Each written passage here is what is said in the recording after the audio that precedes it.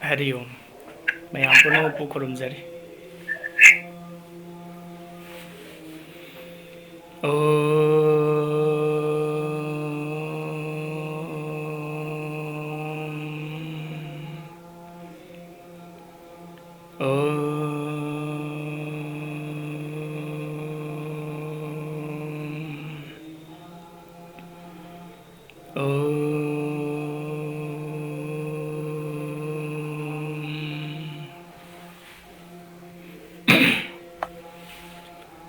Guru Brahma,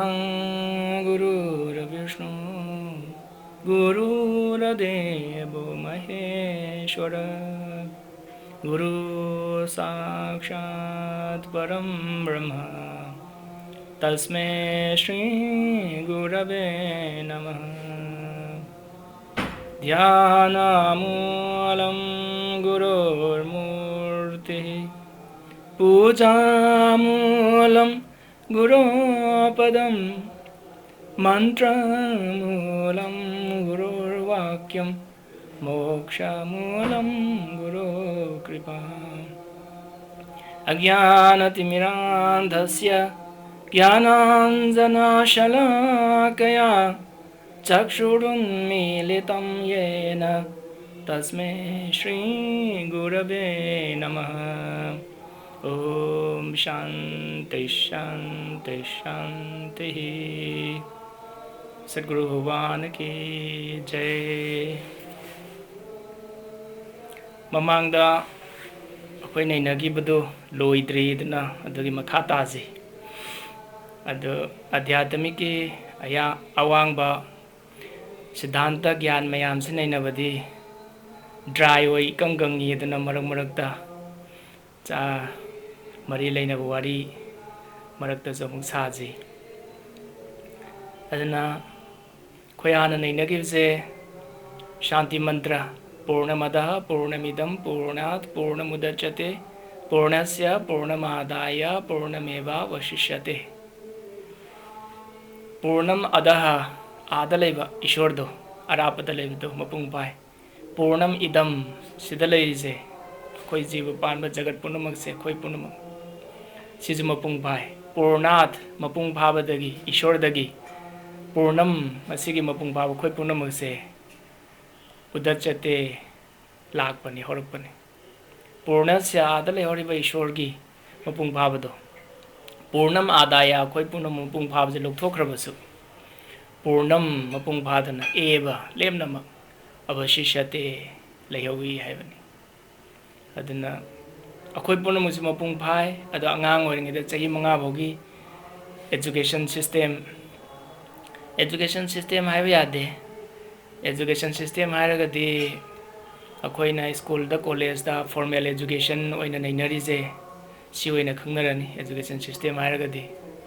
Aduna education subject nainaragadi moi subject dadi education dadi ahum thona hai haujiki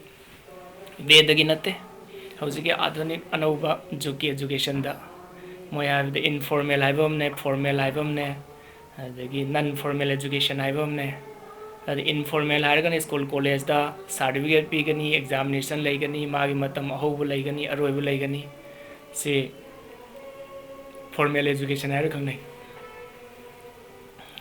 adagi non formal haisna hainana bagi damda tamba adu ahobu laite aroibu laite magi ahobu budi laini haidribok tamdoini kodam moina ahalaman larik mayek chalhokdaba kangbu larik tambagumba paba iba hainanaba Sugumba se non formal education hai magi de certificate pi daba laite kodam pandam di haibadu kaktani certificate lairoi magi matam sidagi na sibau sida loisan gadabani haiba adu laite informal haisina khangdana khoina tambaje sigi education je sibuna kari kogebu informal education haira khangnai akhoi purnamaki pukningda hauji mami tariba afaba boiro fataba boiro sauganba boiro kiganba boiro para phaganba boiro phagandaba boiro tanganba boiro mayamje chahi manga bhogi marungda akoina phangiba khangdana phangiba education do informal education adudagi ni chahi manga bhogi manung sida angang semba loigare sidaida akoi punamak se hanana mapung pharaga hek pokpa matamda de angang se mapung pharaga pokpani mangonda awatpa mo leitabani ishwarga samanana ado hek pokpa numitdagi khara yokpada soigibdagi akoi mayamse mapung phawda kaukthokre haibse akoi mayam hana nainagare dagi kamai taraga mu hanjanba yani irai laibdadi talent akoina akoi mi khudingmaki manungda talent amam pi ado talent tugi khuthangda akoi ishwar phangba yai haibse nainagare si amu ngasigi di nainaragumsi haidi ma hanana tawgrabanina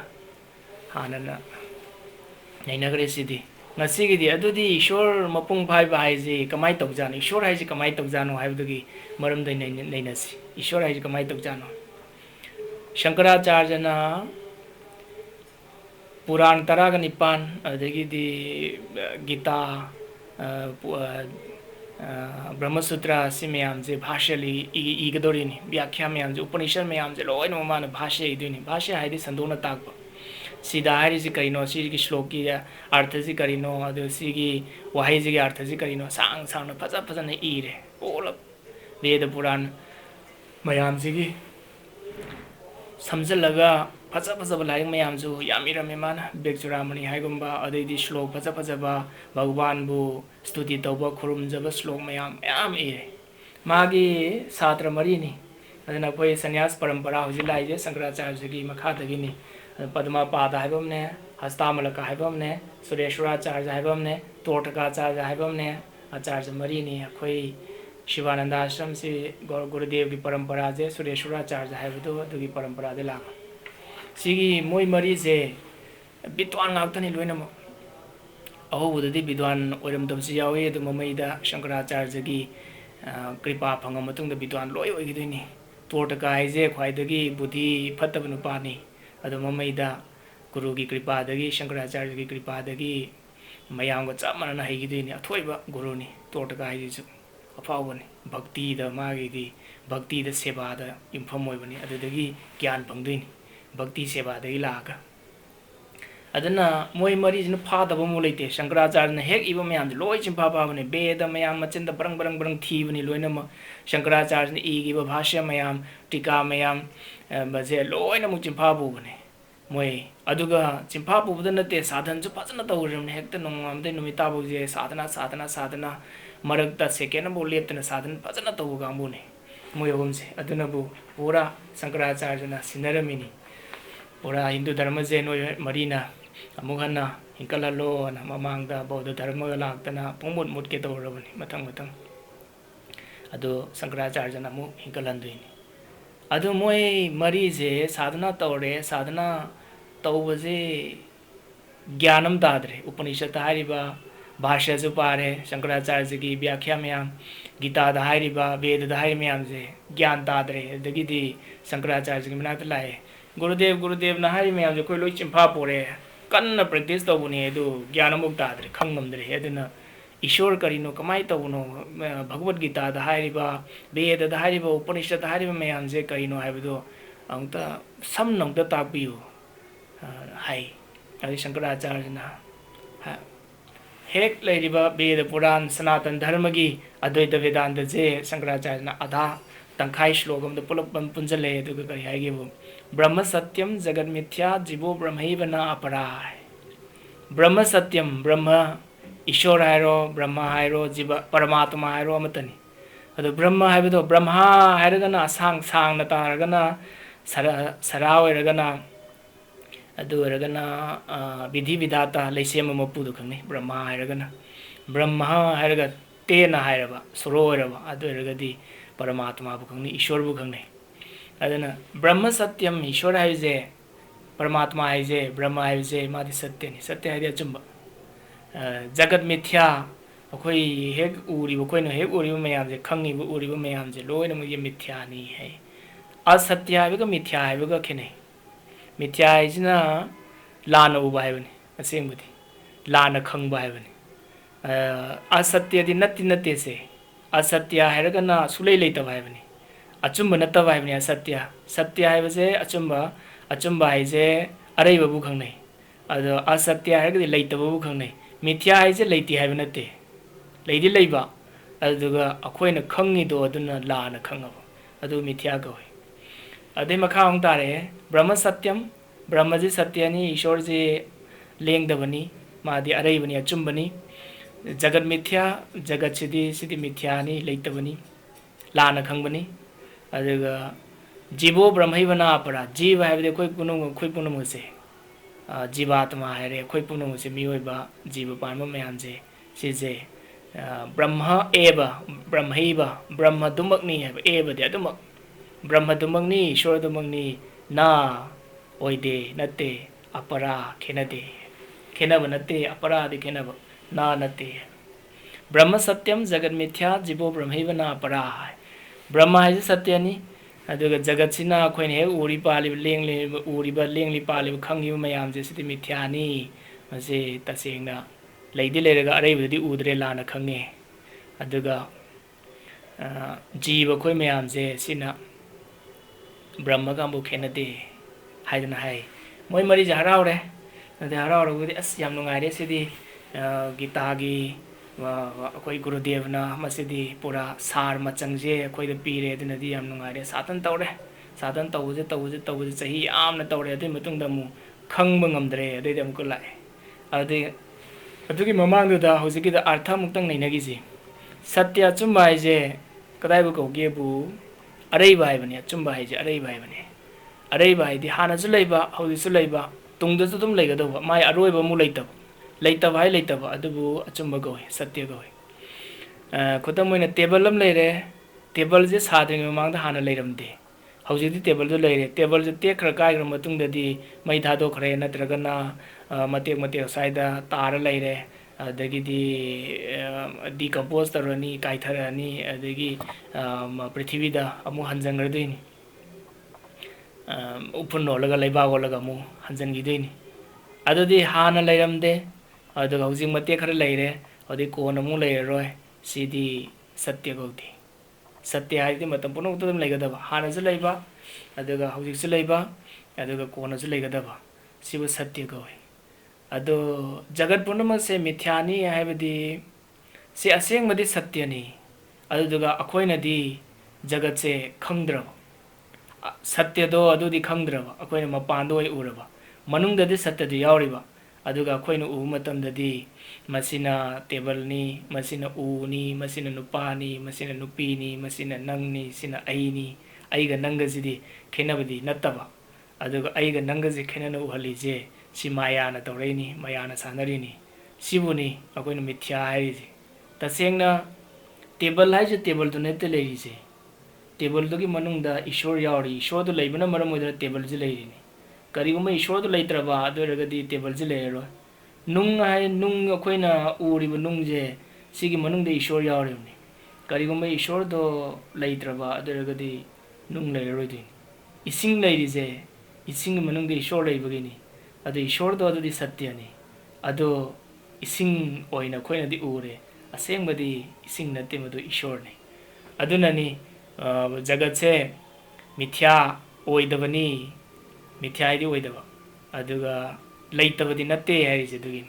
leidi leiba kari oin leibno bu ishwar oin leibne ba koina di ishwar di udre ba mapan gi du oina khange ba mapan gi du oina ure ba si mithya ko ade moi mari je yam nungaire haraure chatkhre dhyan tore sadhana tore tapasya tore sad thaktana aduga mamaida koiraba matam koina tor matung sida amuk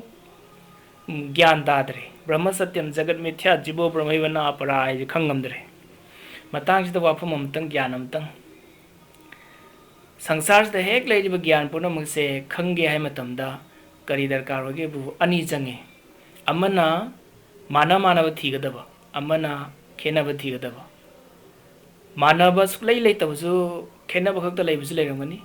aduga manaba khenaba ani mo leibusu leramani adu eragadi physics ki gyan oiro chemistry ki oiro sangit ki oiro isai bu oiro literature oiro natra grammar oiro hek khangningba gyan punamuk se science ki arts ki commerce ki loina mak se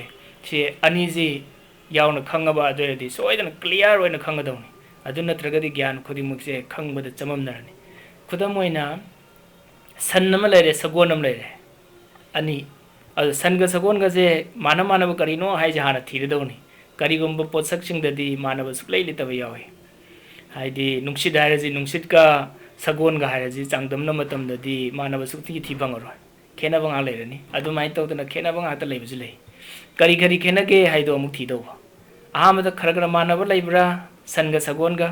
adadi makhong mari pali sajik jai sidi mana ba kari kari kari lei haije loi namak thiraga yengo adagi di o singai mane mana da badi kari kari no sagon di machi haude machi pande adaga sandi machi hawi adagi hindi da di gal kambal hai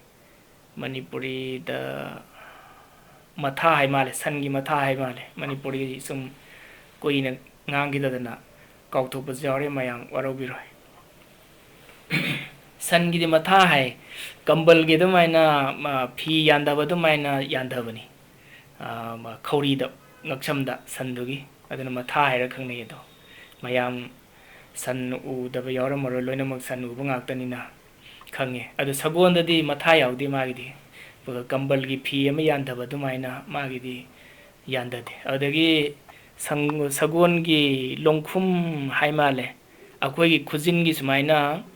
san gi ju sagon gi ju iroi gi ju akan ba khujin dawna tawba do longkhum hai male chapcha nai ningsing dre longkhum adu sagon gi di ama khaktani round ama khaktani pura aduga san gi di mayai da khaidopani iroi gi ju khaidoi adu hameng gi ju khaidoi yaw gi ju khaidoi aduga sagon gi di sagon gadha ade hoji di anauba mu khachar ga hai adu moi di round ne polo oidin aduna gyan ama khangge hai matamda sagon hai ji karino san hai ji karino hai ji khangge hai matamda ahan bada kari changge bu kari kari manage hai je siana thidone ba ani subada kari kari khenage hai ji thidone ba adu eragadi physics boiro chemistry boiro adhyatmik gyan boiro bhakti hai ji shraddha hai ji shraddha hai thaja hai bhakti hai gana nungsiba plus thaja badu bhakti goi aduna di kari khenage hai je khangagadi bhakti hai jina kaino shraddha hai jina kaino pura khangdoini adu kari kari manai hai jan thirani aduga sungman manadaba khena bang akta leragadi kari kari khenai hai ji thirani adugi matungda gyan purnamukse maths ki waro khudingmak loi khangdoini kari gumba sigi ani ji hek khangba phajana khangdraba aduradi gyan amta phajana ningthina khangor adhyatmik gyan bo oiro english school gi university gi college gi para bo oiro khangmung amroi do aduna sanatan dharma gi hek laiba larik mayam je sidaida nainari je ahum ghaktani dharma gi larik mayam je veda hairo upanishad hairo gita hairo sida nainari je ahum ghaktani ado sankaracharya na mana samna khoida piram baywane khangna na ba kari kari nainage bu ishwar haiji karino haiji nainare gita da veda da upanishad da puran da sahitya da Mahabharat साहित्य हारगा मनुंग चली महाभारत का जे असेंग थोखिबनी हाइना खोइना दि थाजे कनागम खरा मदि मसे साहित्य नि वेद व्यास ने इरंबनी वाल्मीकि ने इरंबनी रामायण जे का हाय अखोइ दि तसेंग थोखिबनी हाइदना थाजे कनागम खरा दि थाजदबा जु यावे सिदैदा हाइनिंग इजे कइनो हान मदन ईश्वर हाइजे कइनो हाइजे मसक तानो होनरिनी अनि सुबदना अखोइ मयाम जे जीव मयाम जे masi kari no haisi matang da ni yodini ade ahum subadana jagat akhoi gi mang da leiba khoi na uri bu khangi bu mayam je sine kari no haiba ahum jige maram da nei yodini dharma shastra da hek nei nari bu mayam je aduna sigi je kari hai no haise ma gita pa matam da sigi ahum je kari no kar kari gi matang no hai je na shlok shlok ding mag je side nei nari yeng do ni si jagat gi matang da hai ra si ishwar gi matang da hai ra natra jiva gi matang da hai ra khoi mayam jiva panma mayam adadi shlok shlok ya artha je irai laina sasat khang madone aduna tragadi artha kakta wahai wahai gi artha kakta khang baduna di yad bani aduna tasena gyan khangge haragadi adhyatmik ki hek nainari mayam je amana ishwar amana khoi mayam je jiva mayam adagi paramatma hairasi amana jivatma hairasi ade amana jagat hairasi sigi maramda ade moy ahum do moy mari do gyan tadre aduga halle amu adi Shankaracharya da hange Gurudev na harise akoi gyan tadre karino haise khangdre Brahma satyam jagat mithya jeevo bramhaiva na apara haise yam luman gare sibu khangamdre aduna amuktaga iten amuktaga takpiu hai adi Shankaracharya na kari haigebu Neti hai na iti hai na di natte iti di masi si natte hai ade moy na chamam na gare moy marido adu Gurudev masi natte hai jibu karino khangamdre aduna kitang vyakhya taw khara vyakhya taw biu sandong ko takpiu hai adu Shankaracharya na hai Ishwar se mapung kudimukta lai adu Ishwar se loinamak tawbu ngami Ishwar se loinamak khangi adu madu Ishwar kawi adu akoina khangi si natte adu Ishwar kawi karigumba larikta iriba mayam sina karigumba gyan oiramaba adu professor mayam loinamak jimpa puiyeba philosophy taiba sanskrit taiba vedanta taiba university ke oja sing do mahavidyalaya vishwavidyalaya oja sing do moi chimpa phada mo yapote slok mayam loi chimpa bring loi phabani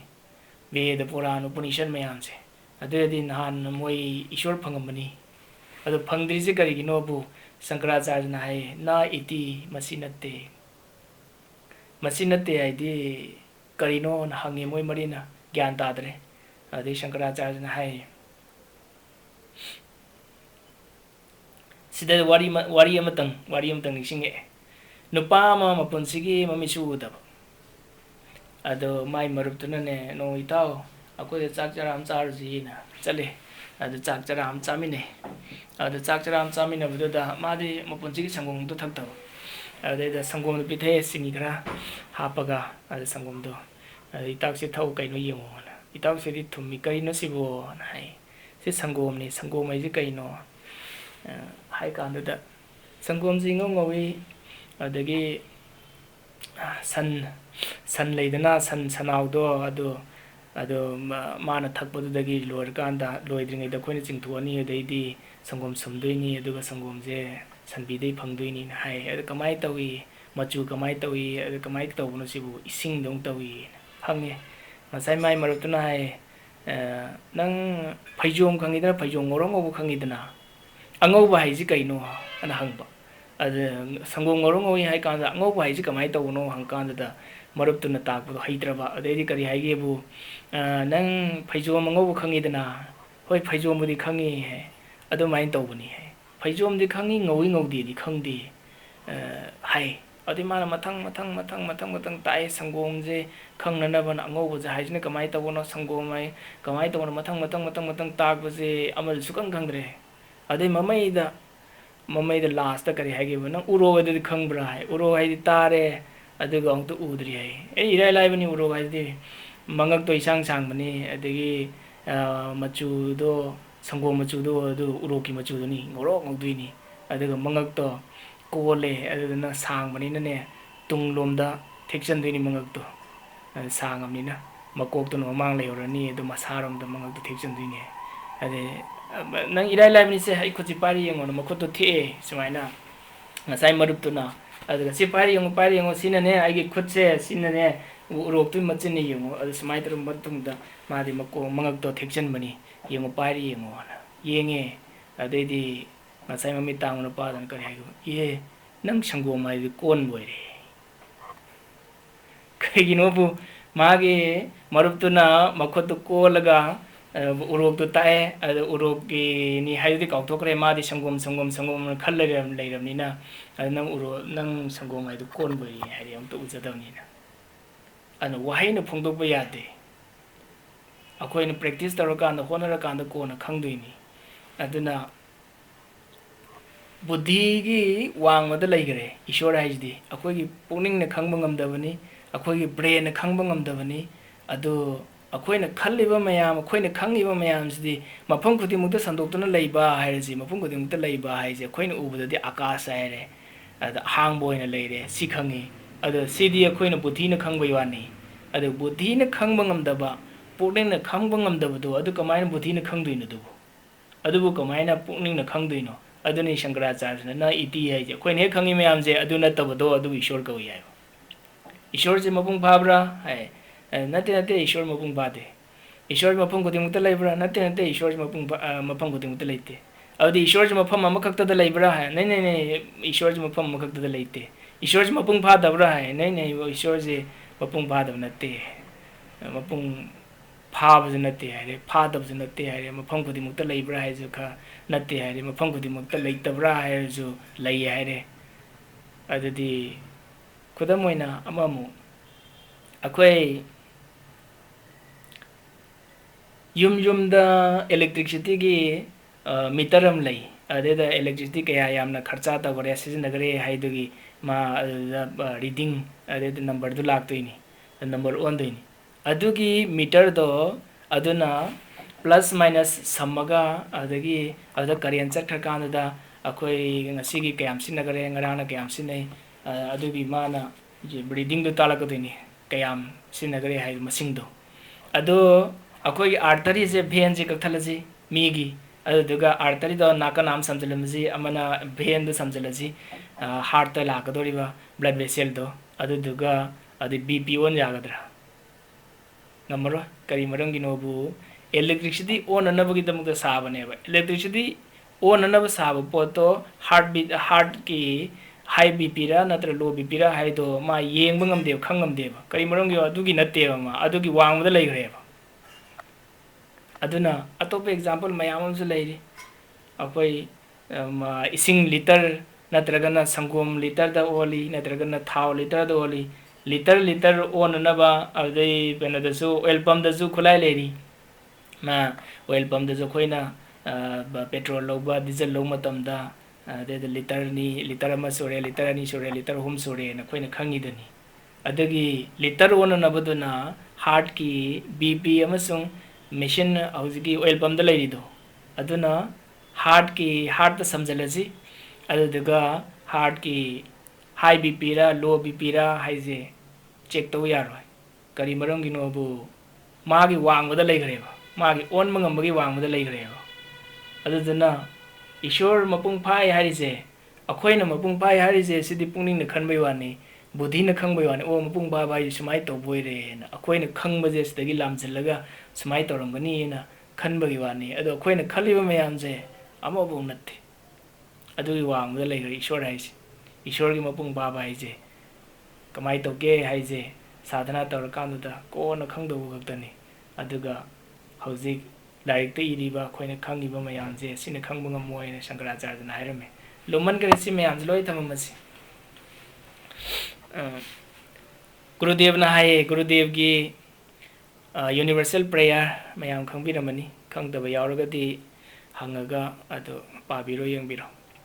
universal prayer da Ishwar kama Bhagavad Gita da Upanishad da Veda Puran da hekla hairiba mayam je loi nama samjallaga Gurudev ni universal prayer da loi haigrabani sadhana kamai tauni adu Ishwar haise kamai tawi adu Ishwar phangakanda khoise kamai tauni kamai tawbajano mi dugi lamchat sajar wangang sanga kamai toge haido Gurudev ni universal prayer da loi nama ira thamgrabani aduna Ishwar haise masak khange hairagadi ahan mata Gurudev na ahum ka hairame amna omnipresent hai amna omnipotent hai amna omniscient hai loi namuk tawngamba mana ngamdaba mo leitaba adu Ishwar kawi aduga loi namak khangba mana khangdaba mo leitaba adu Ishwar kawi ade amana mafam punamukta loi leiba mana leitaba mafam mo leitaba sigi magun ahum je leiraba adu eragadi sibu kari kawi Ishwar kawi sigi magun ahum sidagi amma khaktangbu hek walaba aduragadi adu Ishwar kawdre aduna Shankaracharya na haidudi ngasai na iti oide haidudi sinate haidudi yamana wangre thak yamna wangakanda sadhana hayeng khoina chahi 33 jugamani sadhana tawba haije jappo hayo tawbo hairo yogasan tawbo hairo pranayam tawbo hairo dhyan tawbo hairo leptana chahi 33 tawdabani minute amakaktangi sadhana hairo minute 5 khaktangi hairo lepa yade chahi 33 tawdabani lepa ba aduragadi sakti phangaro siddhi hai mapung baba siddhi phangaro mapung bhararo aduedi gyan aina yoga tawbugi phol do hakchang di kitang kana phangani aduga yoga san haisi karino haibugi gyan di phangaroi ma mapung phaba gyanam phangdu di phangaroi adu dhyan tawba haise kamai torga dhyan haisi karino hai mapung phaba gyanam phangdu do marak hek lepaba nobu lepaba adu eti dhyan gi gyan phangaroi adu chahi tarani thoi haisina jugamani chahi tarani thoi tawudabani leptana adugi matung da kona oh Ishwar haisi sumai tawore haisi kona khanggadawni aduna ahobadadi Ishwar haise mafam khudimukta leibado adu Ishwar kawi loina ma khangba ngamba mana khangtaba mo leitaba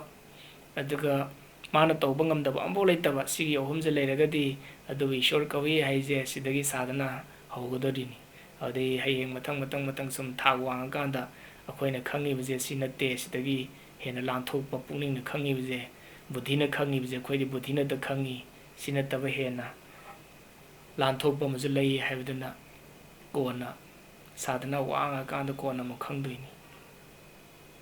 ado akoina Ishwar phangakanda Ishwar orakanda kamai tawge haibu khoina mapung pharakanda mise kamai orake haibu aigi pukning leiraroi khoi isagi pukning ado Ishwar gi pukning duna aigi pukning oiradoni prakriti gi pukning duna ai pukning oiradoni prakriti gi pukning leite Ishwar gi di pukning leite ado haujikti Ishwar ji kari oin khanba jano haibudi khangba ngamoidonina akoina akhangba haibugi wani ado Ishwar gi pukning do aigi pukning je Ishwar gi pukning oirado prakriti gi pukning do aigi pukning je prakriti gi pukning oirado sadhana toriba khoi gi pukning do akoina ningakpado aina pamukpado khoina pamukpado adu prakriti gi pambadu oirado aduna khudamoina nong chure nong chuba matam yorka nong chudoini nungsa sa matam yorka nungsa sadoini ade ayingba matam ningtham tha hujing ningtham thani ningtham tha de inge ado nature gi magi pukning do ade da khoji tingrado aduga amata oirado sumnagi nature khakta natte nature haisidi prakriti haisidi Ishwar gi makhutta leibani Ishwarna semba lila ani Ishwarna sanabani adu Ishwar dama ai oirabnina Ishwar gi lila mana sanari do aduju aigi khutta leiradu ai oradu Swami Chidananda do noma satsangam chale Guru Maharaj Swami Chidananda nong se kanna maikai mari makse leichin je nemdare nong do musin mure pura leichin thang da ba jaga hangba mapa ambu leitre nong leichin natte nong adagi nungsit sipaja hore ado tripal khandana ma temporary khallaga samena khandana karnadna koisandana satsanga tawnaba sille adagi pan stage gadu semdana fajana matai da leba chiyar mayamda nungsit kanna sipna humbada tubuji yaure adagi karnad khalli mayamdo haidoktana tugibuji yaure phuktoktana samena khaliba mayamdo mai chaigadu phuktoktana tawbuji yaure nongjina matum kan tawa hore chaung adagi nongju khae ade mayamse kari khanarage bu ngasidi satsang yaroi sedi ana khawang khangdana chenabuji yaure matai thangba kambu mayai thangba kambu du matai di yang e chokri ju humdo kare karnar humdo kare samena matai humdo kare chai tu re ado Swami Chidanandana phamme aduga kari hage bo nong lep khrani noi mayam cheliba mayam do kaisu khalorno tumin mafamda hanjala phammo hai khara amdi adum Swami na haibado tada na dum chen baji yawi adi khara amdi Swami na haibani phammaji na phamme Satsanga pung ani ahum tawe ado nong amuk hana tarakidre nong amuk pok tarakidre nungsi sikidre ade Swamiji chatkhre Swamiji ga chatkhra ba matung dagi pung amani leiraga adagi nong tawdana leptana numi humni leptana nong tai ado Ishwar phangarakanda kedogi Swamiji gi pukning do prakriti gi pukning do oigre prakriti kari go pukning leiraga di prakriti gi pukning leibanate akhoi miyo bi khakta pukning leibi wani ado prakriti gi shakti da Swamiji gi shakti do pungre ba adan Ishwar phangabani na mapung bhava do oigramnina adagi di Swamiji na nong nang hauji satsanga tawdori taganu horen satsang lorakanda tabana phai he na Swamiji khangibdo ado prakriti du yogreba prakriti ga sami ji ga matani na ada nong do aduna di ta dar bi wan sidi wa amakak ta gi wan ne thogdok yam lai gare sami ji gi nong ma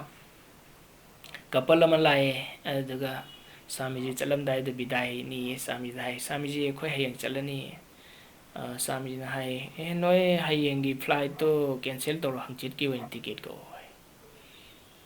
sami ji khoi meeting di lai bani adugi hayang chasira khan bani natraga de khoi sidagi chat paje sami ji gi na ta satsanga to le bis di sukta tha dong ning da bani meeting ga ko na cancel to ro noi hayang chal ro no hai sami ji hoi sami ji na chatre meeting cancel to re phone to ga hai do kare adagi di nungdang wai pau do kari phangge bu moi na chat ka to ba moi na tong do flight to crash to kare adagi ada tong bi me am loi si kare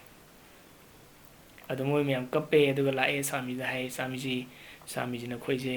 mapo pi ra bani hai dan aduna Ishwar ke manakta khoi je hek naksalaba adu raga di nongai ba sum hengol ka doini Ishwar ke manakta hek changsilaba adu raga di akhoi na khangba ngam da mayam je loi phanga ka doini thado na hai je kari maram gi hai no loi phangna na gi thado hai ba khajik ta na tab ai paisa ta le adu raga di paisa khajik da phangani akhoi mayam paisa ta akhoi hai di samaj da le ba mayam loi no paisa ta na ri sini ada paisa ta le je ma ta ma khar da phange gurudev na paisa ta ande loi thado me sangsar pun maksina gurudev ai ba dan to ge na kalin gurudev ne dan ja male lo roi na swami chidananda lau thoi ni gurudev gi matam da ju gurudev ne auji dan lo ro yaman gre adan darkar oi ka na har ke na lodri sangsar pun ma se loi gra adana achumba hai je akoi na khali ji ga tongan ona tai nei achumba hai je paisa tan mai pak pa ya chumba hai je tongale adu loi na mu phangge hai na khoi khali je sige chumba je khoi khali du natte tongale aduni ngasai sangracharya nai do na iti sinati khoi na di khale ba kariya khange bu ai je kanno honara ba paisa jam tala ba du paisa yam phangne kale ba oiram da bai wan apam ba paisa gi apam do leitra manung da gi loi na mu thado kor ta sengna adu raga di sangsar de hek lai ba paisa me yam je ai loi ore do darkar or kan da awat pamu le ore do hauzik makti ai sa inak da paisa le tabe yai adubu darkar hek oi matam da paisa do soidan la do gurudev swami shivananda swami chidananda krishnananda sigak tan tan mahapurusha chau le me me paisa tar manate sangsar purna maksina loina ma swami na haidringi da ai pi rage ngai le khudam moina swami chidananda jo hauji hinge na khalasi ado swami ji du la ne akhoi yum da la ne mayam tabi ro mayam pabung hoi ma hoi mayam swami na hai ne nang yum da ai ngasi nong mu lai tare hai matam da yaro swami ji lai ga no ni thokadro to swami ji ne yum loi tha do kare yum tha do pakak da natte yum da lai be attachment du kak that kare poning da lai ramba attachment hai ra ga di asakti hai hindi da di english da ne attachment hai re manipuri da di kari hai re kaw re napsal laga dum lai re adu thadok ba ngamdre adu buni asakti hai re attachment hai re si asakti thadok ba ngamdra ba aduna sumat khra ba aduna maramai dana thadok ba sungam ngamgidra madugi pukningdagi ai apamba masi ai ni masi ai oige aingodagi adu lamna leiki matam nei nungai do fauri do adu buni asakti hai attachment hai adugi attachment ni kakthai ka dori je jungle la leiraga paisa pami na dum khal leiraba mana di paisa di tanda ba thado ba adadi thado bu kaudi pukningdagi thado ba tasengna adu raga di paisa me amje adu sige sina hai di sangsar da leiraga di paisa tan di ade adu sadhu sannyasi orage ashram da leirage hai di amani sangsar da lei matam da di paisa tan ma tai aduga paisa tan ma matam da henjan na khaloi dawni aduga lai duna pentok ka dawa adu karigumba kanagumba darkar oi matam da mongon da pithoki ka dawa pi ki dawa aduga pi bai je loi pitho di yaro ai gi chana ba chak to mingon da pija ba yai adu ngasi ju pijara ba heng ju pijara bang ju pijara ba adu dei chak cha da si damni adu di kaya yamna pi ba yai aingon da lupa cham lai ren khalo lupa cham da loi pitho kra di ꯑꯩꯅ ꯂꯩꯗꯧꯕ ꯑꯩꯅ ꯁꯤꯟꯅꯗꯧꯕꯗꯨꯗꯤ ꯌꯥꯔꯔꯣꯏ ꯐꯪꯉꯔꯣꯏ ꯑꯗꯨ ꯑꯣꯏꯔꯒꯗꯤ ꯀꯌꯥꯃꯨꯛ ꯌꯥꯝꯅ ꯄꯤꯕ ꯌꯥꯏ ꯍꯥꯏꯗꯣ ꯏꯁꯥꯅ ꯈꯪ ꯇꯥꯔꯦ ꯆꯥꯝꯃꯗ 10 ꯄꯤ ꯌꯥꯏ lupa 10 ꯃꯤꯉꯣꯟꯗ ꯗꯥꯟ ꯇꯧꯕꯗꯤ ꯌꯥꯏ ꯑꯗꯣ ꯂꯣꯏ ꯄꯤꯊꯣꯛꯈ꯭ꯔꯒꯗꯤ ꯁꯃꯥꯖꯗ ꯂꯩꯕꯅꯤ ꯌꯥꯔꯣꯏ ꯁꯨꯝꯅꯒꯤ ꯑꯩꯉꯣꯟꯗ ꯄꯩꯁꯥꯗꯤ ꯇꯥꯟꯗ ꯌꯥꯗꯦ ꯑꯗꯨꯒ ꯄꯩꯁꯥꯒꯤ ꯑꯩꯉꯣꯟꯗ attachment am leibdo adudi kathalla taadoneba adu eragadi paisa do ina taali miyam dudagi double phangadon aduga punamak thadoga karigumba chatpa ngamaba adu eragadi sangsar jida phangoi da wa mabo leita loina ma gurudev swami shivananda thado me adagi loi lai adu matang sida ngasigidi pung 3 tarabne na loisilaji ada mathangida mo makhatana amo atopa topic amada mo nainarasi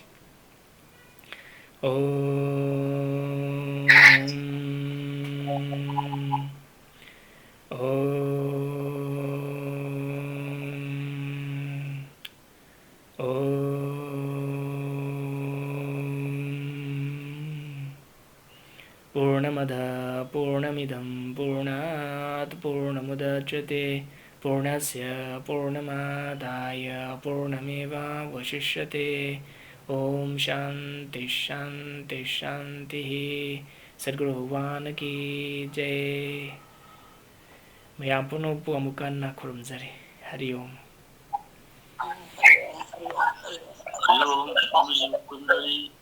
Hari Om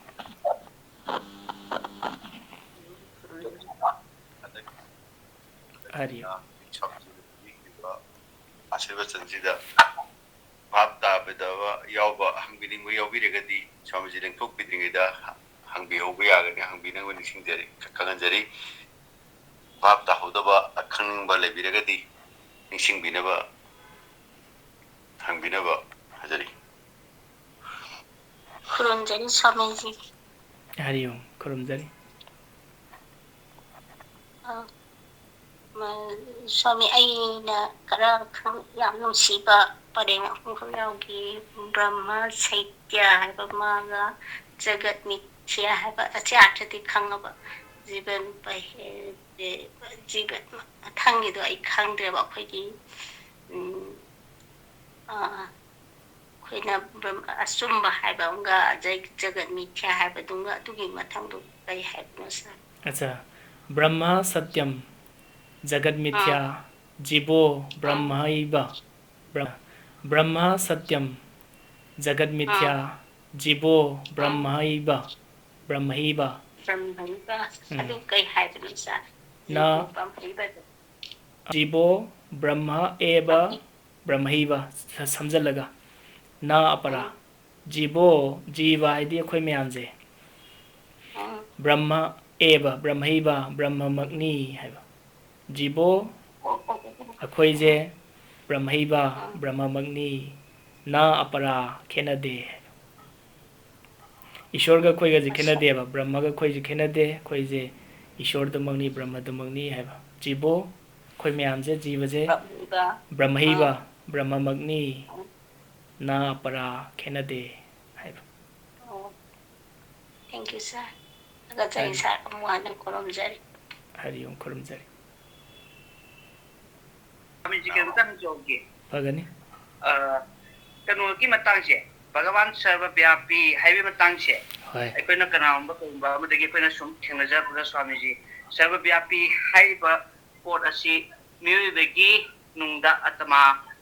rejiba pamu putta atama no yoidana Hai yoiba asigi matungina sarva vyapi haibani haibagi pormasu haibe ina sum haibe taja bai tabasu tumduibara aduga sarva vyapi amadi sarva vyapi oiba taragati sarva vyapi oiba bhagavangi source of bhagavamati sagargi pankakni haina akoina tajeba ko adwa atmadi swarup oi aduna atmagi tata khaiba gyani leiba pot singa ki oiba pochina akoina divine life oiba divine ki oiba mayama oihali aduga jiva singina tongamba wakhan bodhi sanskar haitare ko haiba gyan sing jawba sing asigi oiba pot asing sing den ayamba pigi ke haitare ꯑꯩꯈꯣꯏꯒꯤ divine energy ꯐꯣꯔꯁꯁꯤ ꯂꯩꯕꯁꯤꯡꯁꯤꯅ ꯑꯌꯥꯝꯕ ꯗꯥꯏꯇꯤꯒꯤ ꯑꯣꯏꯕ ꯄꯣꯠꯇ ꯚꯒꯋꯥꯟꯒꯤ ꯁ꯭ꯋꯔꯨꯞꯁꯤ ꯑꯣꯏ ꯍꯥꯏꯅ ꯑꯩꯈꯣꯏꯅꯁꯨ ꯇꯥꯖꯕ ꯑꯗꯨꯒ ꯁꯔꯕꯚ꯭ꯌꯥꯄꯤ ꯑꯣꯏꯗꯦ ꯍꯥꯏꯕ ꯃꯇꯥꯡꯁꯦ ꯁꯤ matangida chumbiduira thawai nai yawbanina bagiti amadi purus anigi lengliba mari asida sum aina khangjaninga hangjabni aina swami jinla haibiramu sababyapi oiba taragadi aikoina ngasi sangsasida violence tawribasing asi masigi karmakanda lakadra aruga karidaiba karma karidaiba akoina ngasi hatna sunadana hinga mongna laise masi sababyapi oramagadi leramoi hen khanjaba haitar aduga ahingsa oiba amadi hingsa anigi ma asida bhagavan adumak leigatra adu ai khangjaning haitar mayamje hauji hingsa bu hairo sangsar da hek thoyu mayamje bhagwan gi lila ngaktan aduga sarvabhyapi haije akhoi punamuki manungda atma jeevo punamuki manungda leiriba atma do aduni haido aduni sarvabhyapi haise mafam kodi mukta leiba haise khudam oina akash haije akash haije mafam kodi mukta lei aduga akoina chapu macha thamaji kama yam sari akoina ka amadana ningtham dasida mai tharagadi sarani ka amadana mai thadragadi ingani ka amadana mai tharido fadana chakdragadi hitar gumbo ragadi adudi maiku kude sing oina tharagadi kari gumbo da fadana chakdradi maiku kui ka maiku buzalai adedi ka sabuzalai ka ing buzalai chapu gi manungda athumau thamagadi manam nungsiba thamagadi aduduga apu masa leiragadi chapu gi manungduda manam namthini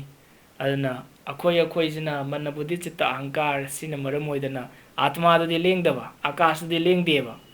mafam kuti mutta leibaneba aduga ka dugna maikai mari duna khanjallabnina adui manungdadi saba ingba adui manam namthiba manam nungsiba haido mapan thongduda khenaba oina ubai wani ka space haiba ahangba haidodi ahangbudu leitragadi kaji leiroi ahangbudu leitragadi chapuji thamyaroidini ahangbudu leitragadi akhoi lei yaroidini ahangba space haiba akash haido leibna maram oidina akhoi lei yarini ado asengbadi leirisidi akash toni aduduga ngasai chapugi mapanduna khanjingidana ka adu seme wall mayamduna khanjingidana manungduda maikhu khurakanda maikhu khore adagi mai tharagana sare adumaina tongan loinama khenana ugibagini akash todi ahangududi amatani aduga hek karigumba khoi khudimmasina paramatma du oiramagadi akhoi khanari mayamje karigumba khoi khangamadi amobu khanaroidawani aduga khanari mayamje si mayamje kari marangina si bhagwana sanaba lila ngaktani satya juktagi mamangdagi dum khana chainadana dum tawla sangsarje mana sumai toraga amuk loisananaba semaini destruction gi damakta semaini adana seme adagidi hawji chathare adagidi loisan gi dina muk thupchan gi dini ada thupchan ma yananaba pralay yananaba na amaga khana handana Israel ga adagi Hamas kambu ga Putin Russia ga Ukraine ga khana dana koi swaida ju Kedarnath na loi singjawdana tawriba tsunami laktana tawriba adedi USA da ada mai jaktana ga tawriba mayam haujibo chawkhole hariba adugamna